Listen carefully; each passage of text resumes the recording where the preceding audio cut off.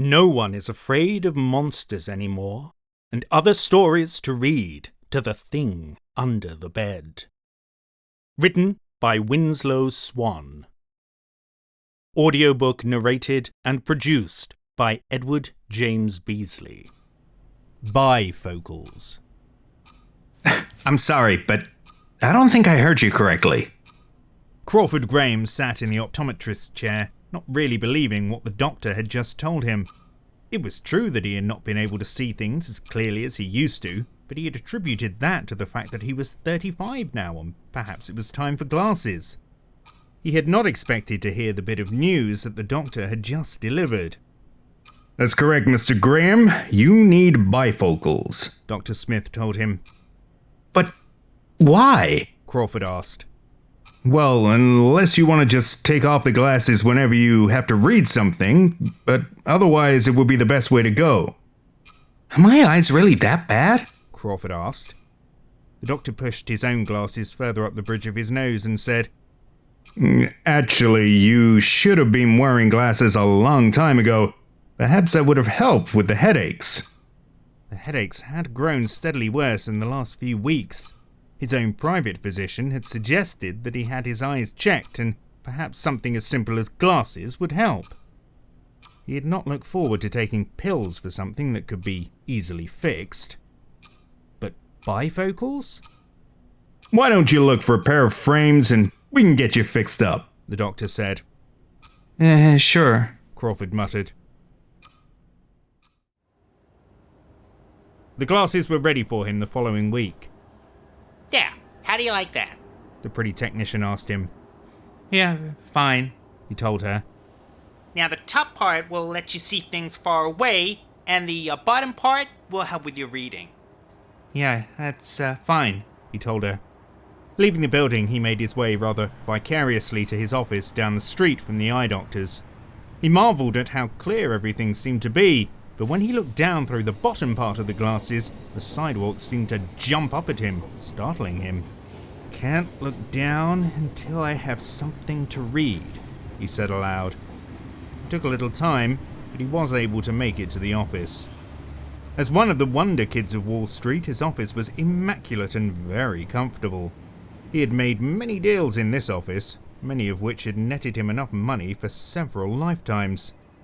He sat at his desk after making his way through the myriad of secretaries who typed up contracts and letters throughout the day. He poured himself into his work, checking figures and watching the computer on his desk for particular stocks that he had invested in. The glasses seemed to be working out pretty good. He breathed a sigh of relief, thinking that it would be several days of getting used to the things, but everything looked very clear, even when he was reading. Crawford! His partner Ben Stiles walked in without being announced, a practice which annoyed Crawford. Hey Ben, what can I do for you? Crawford asked without looking up from his contract that he was currently working on. I just wanted to say hi and see what the new you look like, Ben told him. Crawford looked up, his glasses sliding down, making him look above the rims. Ben smiled and said, Yeah, looking good, my friend. The ladies are gonna love you. Sure, Ben, Crawford said. Listen, I'd like for you to look over this contract when you have the time, Ben said, laying a folder onto the overly crowded desk. With another sigh, Crawford opened the folder to the stacks of papers. Looking down through the bottom part of his glasses, his eyes widened in surprise. Written in large red letters were the words, I'm going to kill you. Is this some kind of sick joke? Crawford asked, still looking at the words. What do you mean? It's just a standard contract, Ben said, a look of concern on his face. Crawford saw the words and noticed that the ink was beginning to run down the page. To his disgust and horror, he realized that it was not ink that he was looking at, but blood.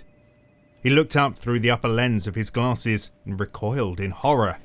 Standing on the other side of the room was a grotesque caricature of his partner and friend, Ben, only now the face was distorted into pure hatred and evil.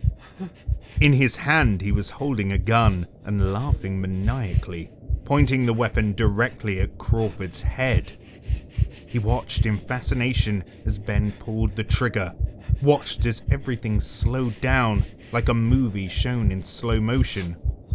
The bullet left the muzzle of the gun in a blaze of fire, travelled across the room and began to penetrate Crawford's right eye. Crawford jumped and flung the glasses onto the desk. He was sweating from the image and shaking. His heart was pumping madly and he could not control his breathing. Crawford, you okay? Ben asked. Crawford looked up and fully expected to see the monster with the gun. Instead, he saw only his friend and partner, a look of concern on his face. Fine, Crawford told him. Just a bit of a pain in my head. Maybe you should take the rest of the day off. The new glasses may need some getting used to, Ben said. Yes, Crawford said, picking up the glasses from the desk and standing up. He slowly put them back on, expecting to see the vision of hatred and malice. He only saw what was there, his partner, that same look of concern. Yes, perhaps you're right, Crawford said as he headed for the door and the elevator. The doors to the elevator opened. Inside were 3 people from different floors, all of them heading towards the ground level.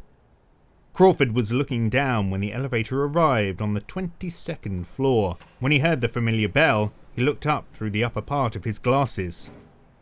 No, it can't be, he muttered. Where he should have seen an elevator, he saw a mangled metal box with 3 bloodied and crushed bodies lying among the wreckage. Looking closer, he thought that he could see himself, his head separated from his body, lying among the debris. He took off the glasses and rubbed his eyes, hard. Going down? He looked up and saw the man holding the door open for Crawford.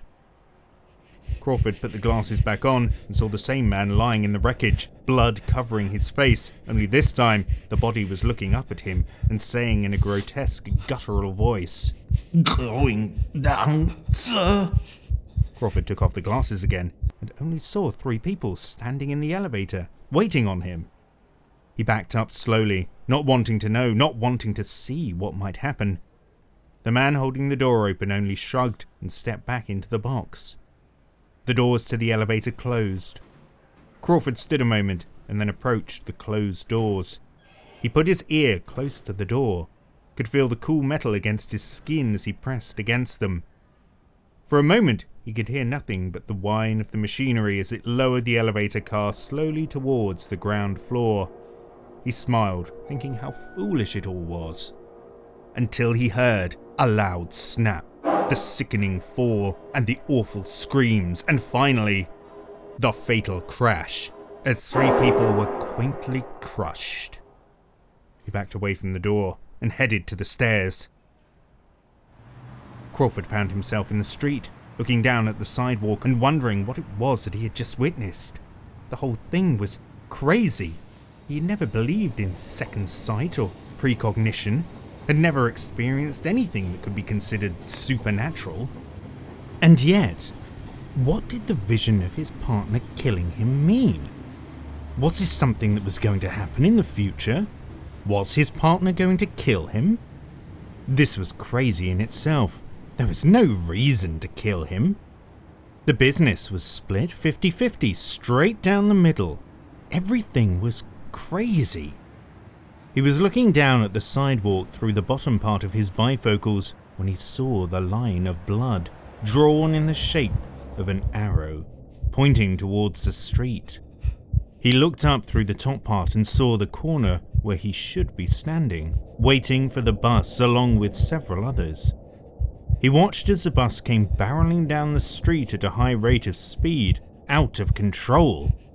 He clearly saw the driver, a look of horror and fright upon his face. The entire scene slowed down, and he watched as the bus ploughed into the people on the corner, killing several instantly. Crawford saw the bus continue its deadly course as it ran into the building on the corner, exploding in a ball of flame. He heard the screams of people inside the bus being burned alive. Crawford removed the glasses and felt like throwing up. He looked around and could see nothing but the city, moving about in its own hectic way. Quickly he walked to the other side of the street, away from what he knew would be a horrific accident.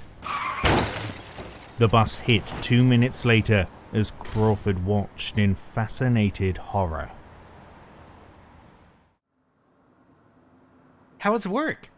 Jenny was waiting for him as Crawford walked into the apartment on the Upper East Side. She was dressed in a dancer's leotard, forming nicely to her body. Crawford was afraid to put on his glasses and look at her. He was afraid of what he might see. So, lover, Jenny said as she curled up onto the sofa like a cat. what do you have in mind? Crawford had put the glasses back into the case. He just had to know. He took the glasses out and placed them onto his face. Did he really have to know? I can't do it, Doc. I can't wear them.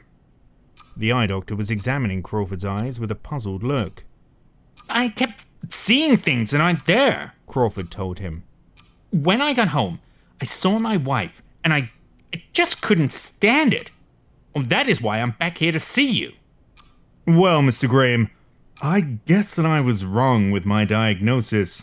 It seems that what you actually need are trifocals.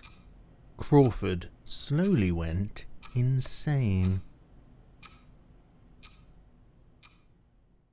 Epilogue. The butler did it.